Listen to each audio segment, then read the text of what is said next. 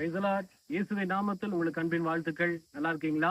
இந்த நாளிலும் கூட உங்களை பார்ப்பது மிகுந்த சந்தோஷத்தை தருகிறது. ஏன் அப்படின்னா, தேவன் நமக்கு நல்ல அருமையான ஒரு வாக்குத்தத்த வசனத்தை இன்னைக்கு கொடுத்திருக்கிறார் இந்த மாதம். என்ன அப்படின்னா, தேவன் நம்மை ஆசீர்வதிக்க விரும்புகிறார். ஆனா அதுக்கு தேவை அவருடைய கட்டளைகளுக்கு கீழ்ப்படியணும். உபாகமம் 11ஆம் அதிகாரம் 27ஆம் வசனத்தின்படி. அப்படி கர்த்தருடைய கட்டளைகளுக்கு கீழ்ப்படிந்து வாழ்ந்த அநேக பரிசுத்தவான்கள் கர்த்தருடைய கையிலிருந்து ஆசீர்வாதத்தை வாங்கினாங்கன்னு சொல்லி பார்த்தோம். நேற்றுக்கு ஆபிரகாமை குறித்து பார்த்தோம். இன்னைக்கு நோவா அப்படிங்கிற பரிசுத்தவான் கர்த்தருடைய கரத்திலிருந்து எப்படிப்பட்ட ஆசீர்வாதத்தை வாங்குகிறார், எதனால வாங்குகிறார்னு சொல்லி பார்த்து நம்ம தியானத்துக்கு ஜெபிக்க போகிறோம். ஆயத்தமா இருக்கிறீங்களா? பைபிள் எடுத்துக்குங்க. ஆதியாகமம் 6ஆம் அதிகாரம் 8ஆம் வசனத்தை வாசிக்கிறேன். பைபிள்ல கவனிச்சு பாருங்க. நோவாவுக்கோ கர்த்தருடைய கண்களில் கிருபை கிடைத்தது. இது பயங்கரமான ஒரு ஆசீர்வாதம் இல்லையா? கர்த்தருடைய, அதாவது வானத்தையும் பூமியும் உண்டாக்கினவருடைய கண்கள்ல கிருபை கிடைக்கிறது அப்படிங்கிறது எத்தனை ஆசீர்வாதம். இன்னைக்கு கிருபைக்காக தான் ஒவ்வொருத்தரும் அலமோதிக்கிட்டு இருக்கோம் இல்லையா? இந்த கிருபை சர்வசாதாரணமா கிடைச்சிடாது. இன்னைக்கு நிறைய பேருடைய உபதேசம் எப்படி தெரியுமா இருக்கு? கிருபை கிருபை கிருபை, ஏசப்பாவன் ஆசீர்வதிப்பாரு, ஏசப்பாவன் ஆசீர்வதிப்பாரு. சும்மாவெல்லாம் ஏசப்பா ஆசீர்வதிக்க மாட்டாரு. இங்க நோவா விலைக்கரையம் செலுத்தினார். அதனாலதான் தேவனுடைய கண்களில கிருபை கிடைத்தது. அது என்ன, எதனால அந்த கிருபை கிடைச்சதுன்னு பார்க்கலாமே. ஆதியாகமம் 6ஆம் அதிகாரம் 9ஆம் வசனத்தை வாசிக்கிற பைபிள்ல கவனிச்சு பாருங்க. நோவாவின் வம்ச வரலாறு. நோவா தன் காலத்தில் இருந்தவர்களுக்குள்ளே நீதிமானும் உத்தமனுமாயிருந்தான். நோவா தேவனோட சஞ்சரித்து கொண்டிருந்தான்.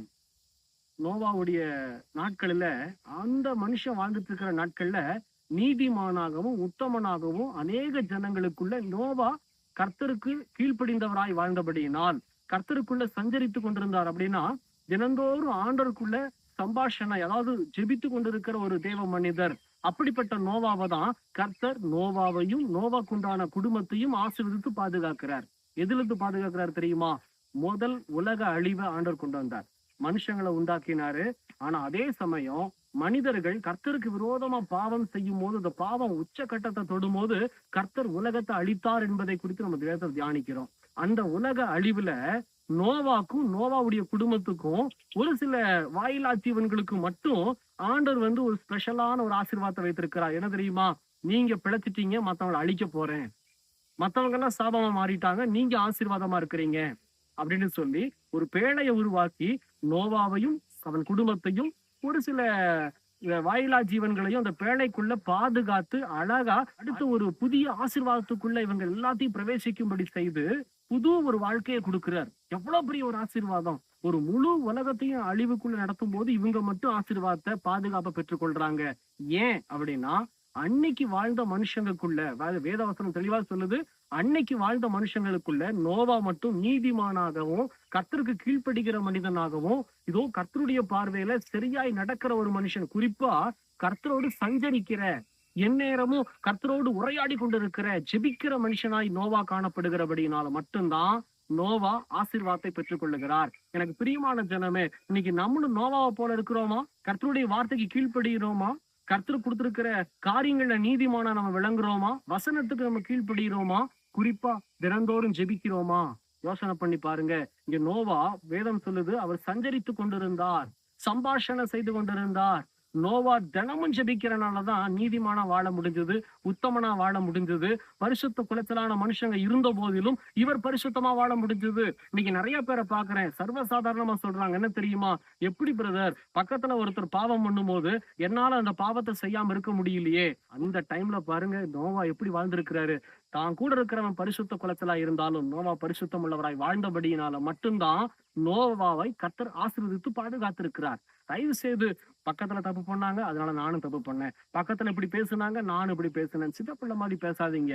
இங்க நோவா காண்பித்திருக்கிறார், பக்கத்துல தவறு நடந்தாலும் நோவா பரிசுத்தமா இருந்தபடியினால மட்டும்தான் நோவாவும் நோவாவோட இருந்த ஜனங்களும் பாதுகாக்கப்பட்டாங்க, ஆசீர்வதிக்கப்பட்டாங்க, சாபத்திலிருந்து மீண்டு புது வாழ்க்கையை பெற்றுக்கொண்டாங்க. பிரியமான ஜனமே, இன்னைக்கு நீங்களும் நானும் புது வாழ்க்கையை பெற்றுக்கொள்ளணுமா? நம்ம குடும்பம் ஆசீர்வதிக்கப்படணுமா? பக்கத்துல இருக்கிறவங்க எல்லாம் பார்க்காதீங்க, கர்த்தருடைய கட்டளையை மட்டும் பாருங்க, தேவன் கொடுக்கிற ஆலோசனையை மட்டும் பாருங்க. நீதிமானாய் வாழ முயற்சியிடுங்க, உத்தமனாய் வாழ முயற்சியிடுங்க, தொடர்ந்து ஜெபத்துல சரியா இருங்க. நோவா ஜெபத்துல சரியா இருந்தார். நீங்களும் நானும் ஜெபம் பண்ணி சரியா இருப்போமானால் நோவாவை ஆசீர்வதித்தது போல நம்மையும் அவர் ஆசீர்வதிப்பார். ஒப்பு கொடுக்கலாமா? கண்களை மூடி இன்னைக்காவது ஒப்பு கொடுக்குறீங்களா? கர்த்தர் உங்க இடத்துல பேசி கொண்டிருக்கிறார். தகப்பனே, இந்த நாளிலும் கூட எங்களை தாழ்த்தும் அர்ப்பணிக்கிறோம்ப்பா.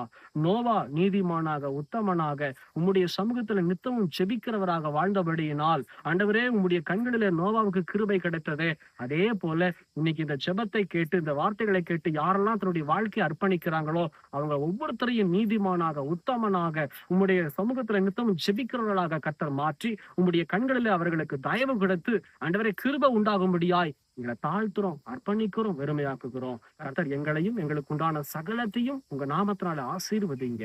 இயேசுவின் நாமத்தில் பிதாவே, ஆமென், ஆமென். அர்ப்பணிச்சிருக்கிறீங்களா?